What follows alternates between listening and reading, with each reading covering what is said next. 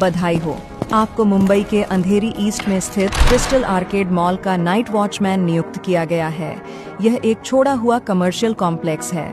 Mall कई साल पहले बंद कर दिया गया था। आपकी शिफ्ट रात 10:45 से सुबह 5:15 तक है।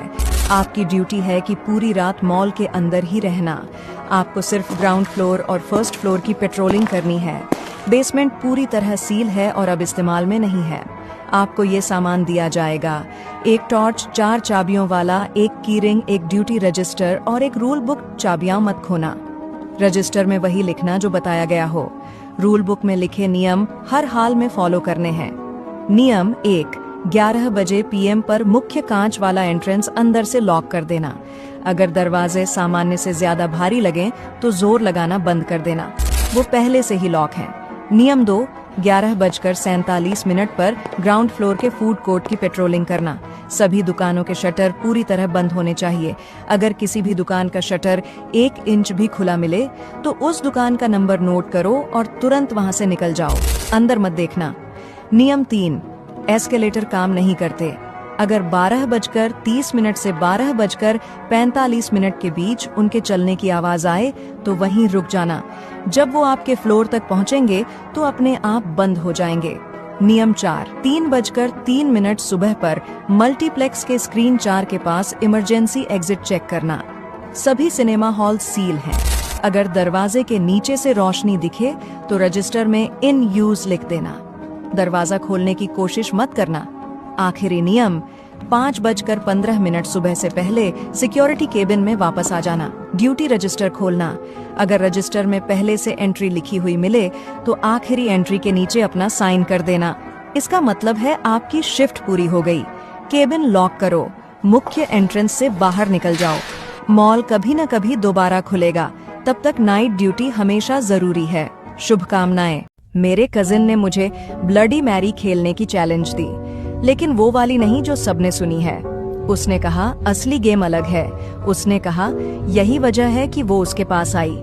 इस गेम को खेलने के लिए ये स्टेप्स फॉलो करने होंगे। स्टेप 1, एक पुराना आईना ढूंढो। दुकान से खरीदा हुआ या नया सा साफ आईना नहीं चलेगा।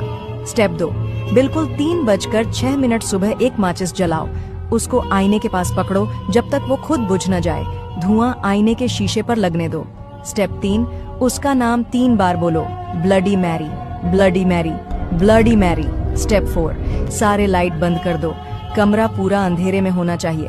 तुम्हें आईने पर हल्की सी टप टप सुनाई देगी। वो चेक कर रही होगी कि तुम अकेले हो या नहीं। स्टेप, अगर आईना धुंधला हो जाए तो उसे साफ मत करना। अगर वो क्रैक हो जाए तो चुप रहना।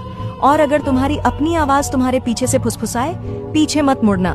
फाइनल स्टेप, आईने से धीरे धीरे पीछे हटो, 5 कदम गिनो, फिर बोलो आज नहीं। अगर उसने मान लिया तो टप टप की आवाज रुक जाएगी, आईना शांत हो जाएगा, तुम सेफ हो जाओगे।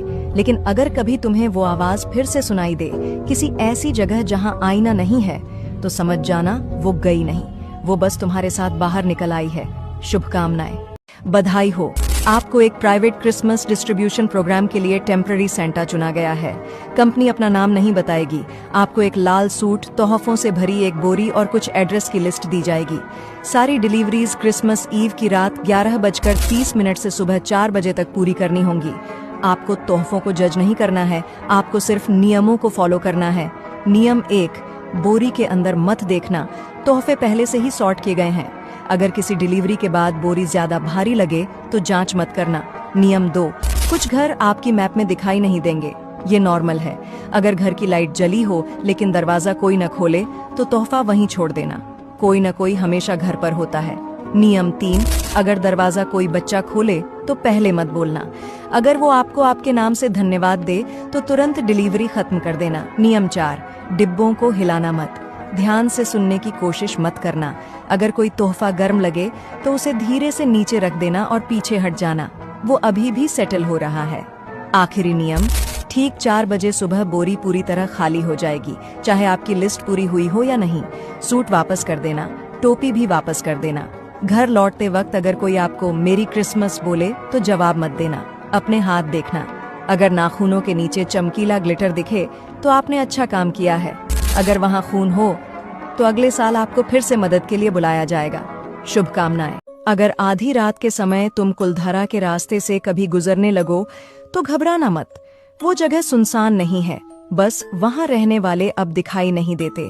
और अगर मंजिल से पहले जिंदा पहुंचना है तो इन 3 नियमों को याद रखना। नियम 1, घर से निकलते वक्त कोई भी पुराना सामान, खासकर घड़ी, कड़ा या किसी की दी हुई चीज साथ मत लेना। कुलधरा में चीजें वक्त नहीं दिखाती, वो तय करती हैं किसका वक्त खत्म होना है। नियम 2, कार में सफर करते समय घर की किसी भी महिला को अगली सीट पर मत बैठाना। नियम 3, अगर रास्ते में कोई खड़ा दिख जाए, चाहे बच्चा हो, बूढ़ा हो या बिल्कुल अपना सा लगे, तो ध्यान मत देना। जो कुलधरा में रास्ता रोकता है वो मंजिल तक कभी नहीं पहुंचता। अब बताओ, अगर आज रात रेगिस्तान की सड़क पर कुलधरा का बोर्ड दिख जाए तो गाड़ी बढ़ाओगे या वहीं रुककर अपनी बारी का इंतजार करोगे? अगर कभी तुम मुंबई लोकल में आखिरी ट्रेन के बाद फंस जाओ, स्टेशन सुनसान लगेगा, डिजिटल घड़ी चलती रहेगी लेकिन कोई अनाउंसमेंट नहीं होगा, ट्रेन के डिब्बे खुले रहेंगे जैसे वो सिर्फ तुम्हारा इंतजार कर रहे हों। अगर सुबह तक सुरक्षित उतरना चाहते हो तो ये नियम याद रखना। नियम 1, अगर तुम चढ़े और देखा कि पंखे घूम रहे हैं जबकि बिजली नहीं है तो चुपचाप बैठ जाओ, ऊपर मत देखना, वो बिजली से नहीं चल रहे। नियम 2, कभी कभी तुम्हें आवाज सुनाई देगी, भले ही डिब्बा खाली लगे जवाब मत देना, अगर दिया तो खिड़की से हाथ अंदर आएंगे और वो हाथ छोड़ेंगे नहीं। नियम 3, अगर ट्रेन ऐसे स्टेशन से गुजरे जहां कोई नेम बोर्ड न हो और न ही रोशनी, तो आंखें बंद कर लो। अगर देखते रहे तो प्लेटफॉर्म पर अजीब आकृतियां तुम्हें हाथ देकर बुलाएंगी, मत उतरना, वो मुसाफिर नहीं है। नियम 4, अगर सामने कोई बैठा दिखे वो आम इंसान जैसा लगेगा, लेकिन अगर उसने पलक न झपकाई हो और उसके पैर जमीन तक न पहुंचते हो तो उससे बात मत करना, वो तुमसे बहुत पहले से इस ट्रेन में सफर कर रहा है। और याद रखना, जैसे ही सूरज निकलेगा ट्रेन एक भीड़ भरे प्लेटफॉर्म पर धीरे होगी, तुरंत उतर जाना। अगर हिचकिचाए और मौका खो दिया तो ये ट्रेन फिर कभी नहीं रुकेगी, न तुम्हारे लिए न किसी और के लिए। शुभकामनाएं। राम जी 4 नहीं 5 भाई थे और 5वां भाई वो थे जिन्हें हम सिर्फ भक्त समझते रहे। रुकिए, ये कहानी कल्पना नहीं, ग्रंथों में लिखी है। हम सब जानते हैं राम, लक्ष्मण, भरत और शत्रुघ्न, लेकिन सवाल ये है, क्या राम जी सिर्फ 4 भाई थे या 5?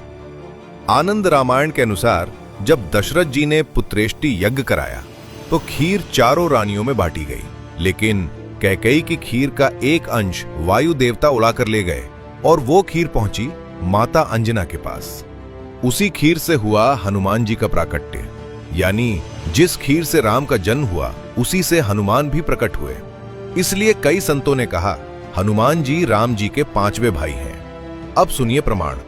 श्री राम स्वयं हनुमान से कहते हैं, तुम मम प्रिय भरत ही संभाई, यानी तुम मेरे लिए भरत के समान हो। और इससे भी बड़ा तथ्य, श्री रामचरितमानस में 5 बार भरत जी हनुमान जी को भ्राता कहते हैं। ये भाव नहीं, शास्त्रीय संकेत है। हाँ, राजाधिकार में 4 भाई थे, लेकिन भक्ति और धर्म में हनुमान जी भ्राता थे। इसलिए राम का सिंहासन 4 के लिए था, पर राम का हृदय 5 के लिए। इसलिए हनुमान सिर्फ भक्त नहीं थे, वो भाई थे, रक्षक थे और राम के संकल्प की जीवित शक्ति थे। कमेंट्स में बताइए, आपके लिए हनुमान जी क्या है, भक्त, भाई या दोनों से भी ऊपर? और अगर आज पहली बार ये सत्य सुना है तो इस वीडियो को शेयर करो ताकि ये बात हर राम भक्त तक पहुंचे। आखिर क्यों इस गांव का नाम सुनते ही सरकारें डर जाती है? ये गांव आज तक सील क्यों रखा गया? मध्य प्रदेश में एक छोटा सा गांव है कुंदरदोह। यहाँ पिछले 30 सालों से लोगों के गायब होने की घटनाएं हो रही हैं, लेकिन कहानी यही नहीं रुकती। जो लौटते हैं वो कहते हैं कि उन्होंने वक्त को रुकते देखा, अपना ही भूत देखा या किसी अनदेखी शक्ति से बात की। साइकोलॉजिस्ट्स भी गए, लेकिन वहां पहुंचते ही उनका कंपास घूम गया, घड़ी बंद हो गई और आवाजें सुनाई देने लगी। हालांकि अब वहां जाना सरकारी तौर पर मना है। वीडियो पसंद आया हो तो चैनल को लाइक और सब्सक्राइब जरूर करें।